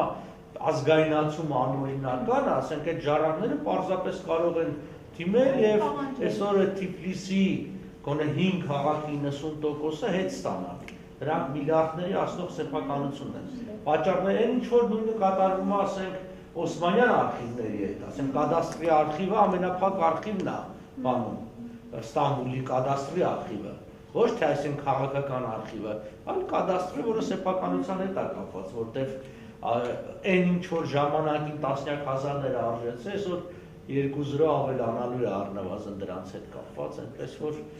վրանցները բան։ Իսկ ինչ վերաբերում է, որ շատ բաներ չկան, օրինակ այդ հայտնի ֆիլմը կա, Ռևիշտ Արմենիա, այսինքն լլկված Հայաստանը, որը չգիտես ինչի թարգմանեցին խոշտանգված, չէ, թե տանջված ինչ-որ, որը սխալ էր, այսինքն սխալ, այդ ձևեր այդ սխալը գնաց, այդ ֆիլմը կորած էր։ Այդ ֆիլմը կորած էր, ոչինչ պահպանված չէր, մինչև Արգենտինայում այդ ֆիլմի մի մասը գտնվեց, այսինքն, էլի ամբողջական չէ, այդ մի մասը գտնվեց, էլի։ Ես վստահ եմ, որ հաստատ ինչ-որ բաններ կա, պարզապես արխիվները, որտեղ հաճախ անգամ արխիվում և գրադարանում, ես ինքս անգամ համալսարանական գրադարան, տեսեք ինչ են անում թուրքերը, կատալոգով նայում ես, գիրքը կա, և գրված է, որ դուրս տրված չի, գնում ես նայում ես, որ տեղում պիտի լինի, ինքը չկա, ինչ են անում թուրքերը, թուրքերը վերցնում են, ասենք, 4-րդ հարկից այդ գիրքը, տանում են դնում են 2-րդ հարկի ինչ-որ գրքերի մեջ, իսկ մինչև առաջի հարկ ազատ կարաս տեղաշարժես, եթե դուրս գաս նոր պիտի զնգա, ու վերջացավ, ինքը արդեն այդ գրադարանի մեջ, որտեղ մի քանի 100,000 գիրք է պահվում, նշանակում այդ գիրքը կորավ արդեն, այլևս եթե պատահականորեն մեկը չհանդիպի, որտեղ ես կոնկրետ դեպքեր եմ ասում, կապված ինքս եմ դրա մեջ եղել, այսինքն այդ բաների, այդ բանը հաճախ է արվում։ Իմիջիայլոց հիմա Ադրբեջանն է, մի ժամանակ Թուրքիան էր, հիմա Ադրբեջանը հատուկ որոշում ունի, փող է հատկացվում Ալիևի կողմից, մասնագետ մարդիկ գնում են աշխարհի տարբեր արխիվներ եւ գրադարան եւ իրենց բուն նպատակն է փաստաթղթերը կորցնել։ Ես օրինակի համար կոնկրետ ամսագրի հոդված եմ նայել, ուրեմն պահպանված, այսինքն այդ ամսագրերի բոլոր կազմած տարբերակները ամբողջը կա, բացում ես հենց այդ հոդվածը կտրած հանած է, մեջը չկա, այսինքն դա ուղղորդված գործողություն է։ Ցավոք սրտի շատ բաներ կարող է հենց վրացական արխիվներում էլ ոչնչացված լինի, մենք չգիտենք, էլի։ Եթե մի քիչ արխիվը իհարկե դժվար է, այնտեղ ամեն դեպքում համարները մնալու է, այսինքն փաստաթուղթը ոչնչացվում է մնում, բայց շատ տեղեր կա, երբ որ համարով արխիվները, ասենք թվերը ոնց է հերթականությամբ գնա, երբ որ մուտքագրել են հերթականությամբ է, եւ դու տեսնում ես, որ մի թվից թռնում է 5-ը միավոր բացակայա, ինչ այդ 5-ը միավորը պարզ չի, որևէ մեկը չգիտի, բայց անում են։ Իմիջիայլոց արխիվները դա բոլոր միջազգային պայմանագրերում, եթե լուրջ նայեք, եթե ուներ Սևերի պայմանագրում այստեղ խոսք գնաց, արխիվների պահպանման հարցը միշտ ներառվում է։ Դա շատ կարևոր հանգամանք համարում ընդհանրապես արխիվները, այդ փաստաթղթերը։ Առաջի բանը, երբ որ Բերլինը գրավեցին ամերիկացիները, դա գերմանական արխիվներն էր, տեղափոխեցին Ամերիկա։ Իսկ գերմանացիներն էլ, երբ որ Փարիզն էին գրավել, ֆրանսիական արխիվներն էին։ Ես այն օրը պատմում էի, որ չէ, հետո հետ տվեցին 50-ական։ Այսօր օրինակ իմ ամերիկյան արխիվներից այնպիսի նյութեր ենք մենք կարողանում հանենք, ինչ որ ոչ ֆրանսիական արխիվներից կարող ես, որտեղ ֆրանսիական արխիվները, որ վերադարձել են, խառը լցված է, ոչ ոք չի զբաղվել, ոչ էլ գերմանական արխիվներից, որտեղ դրանք փակի տակ են։ Բայց որ ամերիկացիք ժամանակին տարել են Ամերիկայի, ասենք Ֆրանսիա, Գերմանիայից տարել են Ամերիկա, որի մեջ եղել են այլ ֆրանսիական արխիվներ, էլի, որոնք գերմանացիք էին տարել։ Իրանք պատճենել են եւ հետ են փոխանցել։ Իսկ Ամերիկան շատ ավելի ազատամիտ է, իրանք օրենսդրությունը շատ հստակ է, էլի։ Իրանք ամեն ինչ բացում են։ Ասենք կոնկրետ տարի թիվ կա, 15 տարի է, 50 տարի է, ամենաշատը 100 տարի է, էլի, հիմա որոշ բաներ արդեն կբացեն վերջնական ու այդ բաները մեջտեղ են գալի, այսինքն հնարավոր է անգամ, չգիտենք, այդ վրացական արխիվների ինչ-որ բաներ անգամ Մոսկվայում էլ լինի, որտեղ ժամանակին Մոսկվան էլ էր դատապում, էլի։ Օրինակ մեզ մոտ մենք մի բան թերություն ունենք, երբ որ անդրֆեդերացիան այստեղ ձևավորվեց, հիշում եք, չէ, որ նախ միասնական, մինչև 36 թիվը միասնական պետություն էր, հետո դրանից հետո նոր 36-ին դառան միութենական հանրապետություններ։ Հայաստանից շատ արխիվներ, քանի որ դա վերաբերում էր բանին, ոնց է տարան կենտրոն եւ Թիֆլիս տարան։ Գումարած դրան նաեւ այդ թվերին 20-ականներից 30-ականների արխիվները էլի Թիֆլիսում են։ Օրինակ այդպես վերաբերում ասենք պայմանագրերին, ասենք Կարսի պայմանագրի բնօրինակի խնդիրը կա, բան կա։ Եվ այլն, որտեղ ենթադրվում է, որ այսինքն Թիֆլիս, որտեղ այդտեղից էլ միգուցե շատ բաներ Մոսկվա։ Կարճ ասած, այդ կարևոր հարցեր է, միայն ձեր, ասենք, Թումանյանի Թանգարանի հարցը չի, այսինքն, էլի դրանք շատ հա, մերոնք մի քիչ այդ հարցերով չեն զբաղվում, որտեղ մեր հասկացության մեջ մենք մի նախագահ ունենք, ասում ենք Կալաշնիկով ենք հարցեր լուծում, այդ թուղթերը էական չի, բայց էական է, էլի Կալաշնիկով իր դերն ունի,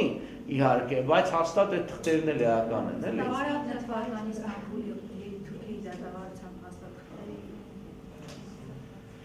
Չէ, երի թուրքերը դատավարությունները տպվեց եւ թարգմանվեց, դա շնորհիվ նրա տպվեց, որ իրենք այդ պաշտոնական օրաթերթ ունեին, դրա մեջ տպվել, այսինքն ինչ որ պահպանվել է, տեղից է պահպանվել։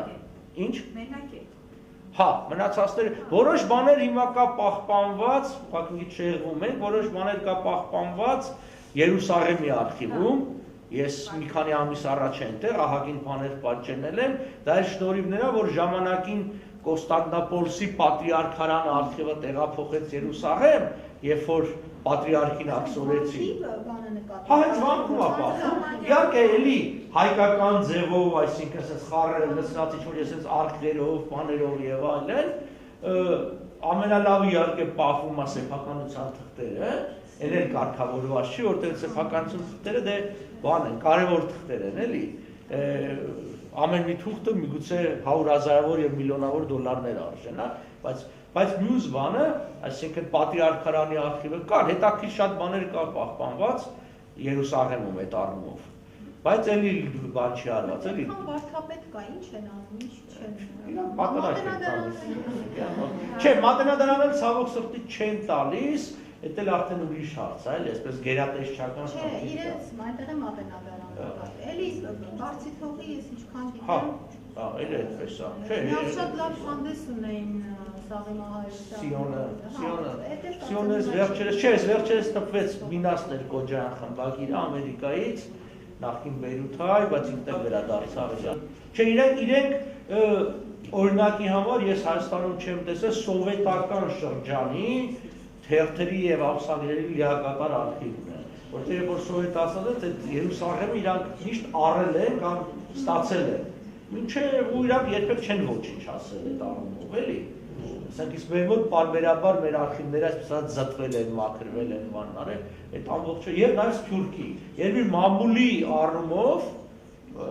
ամենալավ դա արդեն ակտիվ չի գրադարանում, Գուլբենկյանի գրադարանում պահվում է, բայց էլի բան վիճակի մեջ է, էլի այսպես։ Հիմա սկսել են նորոգել, Գուլբենկյանի գրադարանը իհարկե շատ գեղեցիկ շենք է, շատ գեղեցիկ, շատ լավ բան, բայց դե սենց էլի, նատի շոր կին աշխատում ընդեղ, որ ասենք, եւ լավա կատուներ կան, որ մկները չուտել են թղթեր, այդ կատուները այնտեղ թղթերին տեր են կանգնում, այդ առումով լավ է, գոնե կմնա, միգուցե մի օր իսկ բան, այսինքն այդ թվայնացման արված չի, դա պետք է արվի, այնտեղ շատ բաներ կա, որ պիտի թվայնացվի, որտեղ ցանկացած արխիվ այդ տիպի կամ գրադարան, այնտեղ ոնց, այսինքն այդ հակահրդային միջոցներ չկա, էլի։ Պահարաններ ասես լսած է, շարած է, ինչ-որ բան արած է, չաշած որ թղթերը արդեն շատերը այնքան են հնացել, սենց բացում ես իրարից օգնում է, շրվում է, էլի, որտեղ բայց գոնե այդ որ թվայնացվի այն վախը, որ մի օր կարող է հրդեհելնի եւ վերանա, կամ դիտավորության բաներ, կամ հատուկ վերացնեն, այդ էլ կա, այսինքն պարբերաբար լինում ասենք։ 70-ականներին մեծ հրդեհ եղավ բանում, Վենետիկում եղավ Մխիթարյանների մոտ, որտեղ հսկայական բաներ վար։ Էլ չեմ ասում, որ օրինակ շատ բաներ անհասկացող մարդիկ դիտավորյալ են, օրինակ Կիպրոսի Մելքոնյանում պարբերաբար ամեն տարեսկզբին հանում էին գրադարանի հնացած գրքերը եւ վախառույք էին սարքում, վառում էին, որովհետեւ ասում էին մաշած է արդեն այս գիրքը կամ ճղած է այս թուղթը։ Այնինչ շատ հնարավոր է, որ դա շատ ավելի կարեւոր էր, այսինքն կան չմաշածները, այսինքն այս լավերը թողնի, էլի։ Օրինակ ես տեսել եմ ոնց են մեծարենցի Վարուժանի առաջիրատարակությունները վառել, որովհետև ասում են դե սպանում ենք այս մաշածներն ինչ անեն, արդեն նոր լավ տպասները կա, էլի։ Այսինքն նարդ են հիմա, այսինքն նոր բաները կա, ոնց որ նույն ձևի առաջ 60-ականներին հայ գալիս էին այս խեղճ հայերին, խապում էին նոր գորգ էին տալիս, եւ այդ հին մաշածը վերցնում էին, ասում են ծակով մակով ստից գորգա Վանից բերել է կեսը վարվել է ճանապարհին բան, եւ մի հատ նոր նենց Իջևանի բան, գործարանի գորգ էին տալիս եւ այս ուրախանում էին, ասում էին տեսեք ոնց խափեցինք, իրանք էին, մտնում իրանք էին խափել, որ նոր գորգը ստացան հնի փոխարեն, բայց հետո հասկացան, որ չէ, հինն էր, էլի, իսկական գորգը եւ բանը։ Ինձ էլ է դա ցավոք սրտի բանը։ Այդպես ակտիվային բաները, բայց մի բան ասեմ, հասկանալի է սարսափելի ժամանակներ էին, բայց ես վստահ եմ, որ Թումանյանի ընտանիքն էլ ահագին բան գուցե ոչնչացրած կլինի, էլի վախից, անգամ հիշողությունից մինչև թուղթ, որովհետև հնարավոր չի, որ Նեմեսիսի պատմությունների ժամանակ Թումանյանը ողջ էր Թիֆլիսյան դեպքերի Գալավինոյի, Գալավինսկի փողոցի եւ այլն, հնարավոր չի, որ կոնտակտ եղած չլինի, բացառվում է, բայց մենք որևէ ինֆորմացիա չունենք ոչ փաստագրական, ոչ իր ընտանիքի, ցավոք սրտի հիմա ողջ մարդ չկա, բայց ասենք փոքր աղջիկը որ ողջ էր, էլի, այսինքն անհնար էր, որ այդ մասին խոսք բացի։ Հիմա մեր հույսը այն է, որ այլոց գուցե հուշագրություններում կամ ինչ-որ մի բան կսպրդի, հենց որտեղ դա շատ հետաքրքիր կլինի այդ մակրագործման շրջանը, Թումանյանի մասնակցությունը, որ վստահ եմ, որ հաստատ եղել է։ Գիտեք, օրինակ հիմա մեր այս KGB-ի նախկին արխիվներից ահագին հետաքրքիր տարբեր ընտանիքների մասին նյութեր պահպանվեցին, այդ թվում օրինակ կնոջ հարազատների բան շատ եկան։ KGB-ն մի սովորություն ուներ, դա սովետական կառույց էր, որը չէր ոչնչացնում։ Այդ մի լավ բանը կար, էլի, այսինքն փաստաթղթերը չէին ոչնչացվում։ Թվում է, որ այսինքն ինչ որ նամակ է գրված կտորի վրա ձեռագիր է եւ այլն, բայց շարքային մարդու կամ ասենք այնպես բան չէ, եւ ինչի պիտի պահեին։ Պահպանված, ամբողջը պահպանված, այսինքն ոչնչացված չի։ Ուրիշ բան, որ հայաստանյան KGB արխիվների մեծ մասի մասնորոշում է։ Դա կապված արդեն ագենտուրայի հետ, էլի, որտեղ երբ որ դա բացահայտվի, մոտավորապես 19800 ագենտ է եղել Հայաստանում 80-ականներին, այսինքն դա մի թիվ է, որը կարող է այնպիսի բաներ բացահայտի, այնպիսի մարդկանց մասին, որը շատ բան կփոխի, դրա համար էլ